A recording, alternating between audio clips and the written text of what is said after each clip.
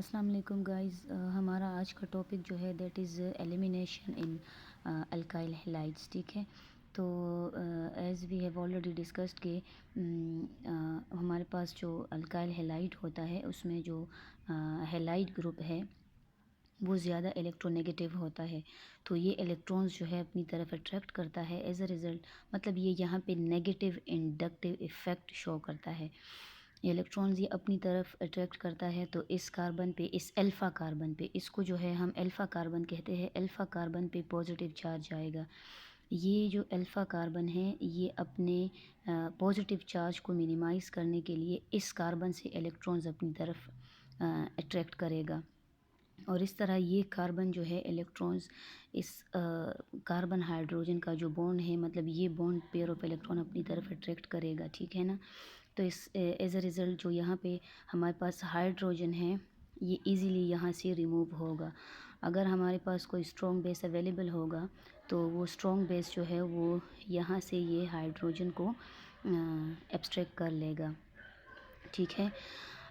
तो यहाँ पे हमारे पास ये हाइड्रोजन का भी रिमूवल होगा और साथ में जो है ये हैलाइड जो है ये भी यहाँ से रिमूव होगा। तो एट अ टाइम जो है यहाँ पे हमारे पास 2 एटम्स जो है ये रिमूव होंगे। ठीक है। और जो 2 सिग्मा बॉन्ड्स होंगे वो कन्वर्ट होगा एक पाई बॉन्ड में। मतलब हमारे पास जो है एलिमिनेशन होगी और यहाँ पे हमारे पास ये डबल बॉन्ड क्रिएट हो जाएगा। 2 sigma bonds break and 1 pi bond will form. ठीक है। दूसरा पॉइंट ये है कि sp3 हाइब्रिड कार्बन्स थे यहाँ पे। जो sp3 हाइब्रिडाइजेशन थी दोनों कार्बन्स की वो कन्वर्ट हो गई है sp2 हाइब्रिडाइजेशन में। Now both of the carbon are sp2 hybridized. अब इस प्रोसेस को हम एलिमिनेशन कहते हैं। इस प्रोसेस को यहाँ से जो रिमूवल हुआ है इसको हम डिहाइड्रोहेलोजिनेशन भी कहते हैं। अब इस एलिमिनेशन के हमारे पास 2 टाइप्स है, एक है E2 और एक है E1। E2 stand for by molecular elimination reaction. इस टाइप की रिएक्शंस में हमारे पास जो है primary alkyl halides undergoes E2 reaction. ठीक है। It completes in a single step. इसको हम कंसर्टेड रिएक्शंस भी कह सकते हैं। वो रिएक्शन जो सिंगल स्टेप में कंप्लीट होता हो उसको हम कंसर्टेड रिएक्शन भी कहते हैं। Transition state of E2 depend on the concentration of substrate as well as base. जिस तरह हमने SN2 मैकेनिज्म में पढ़ा था कि जो ट्रांजिशन स्टेट होता है E2 मैकेनिज्म का, that depend on the substrate and base concentration. ठीक है। It will follow second order kinetics. ठीक है, क्योंकि हमारे पास जो रेट होता है जो रेट होता है that depends on the concentration of substrate यानी कि alkyl halide as well as on the concentration of base.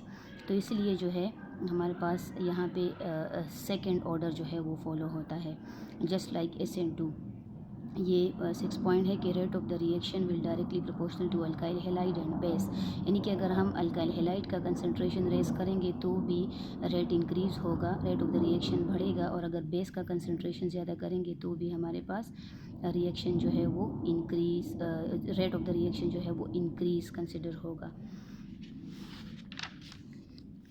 अब ये लेट सपोज़ यहाँ पे हमारे पास जो बेस हम यूज़ करते हैं दैट इज़ पोटाशियम हाइड्रोक्साइड। ठीक है ना।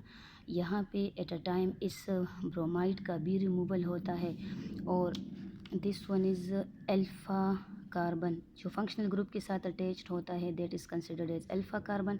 इसके साथ वाला कार्बन बीटा कार्बन होता है तो इसको हम बीटा एलिमिनेशन भी कहते हैं। ठीक है।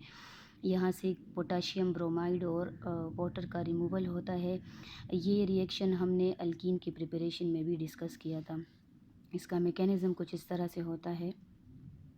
ये जो बेस होता है ये बैक साइड से अटैक करता है। ये बात हमने SN2 मैकेनिज़्म में डिस्कस की हुई है कि यहाँ पे बेस का अटैक फ्रॉम बैक साइड होता है। एट द सेम टाइम यहाँ से रिमूवल भी होता है ब्रोमाइड का।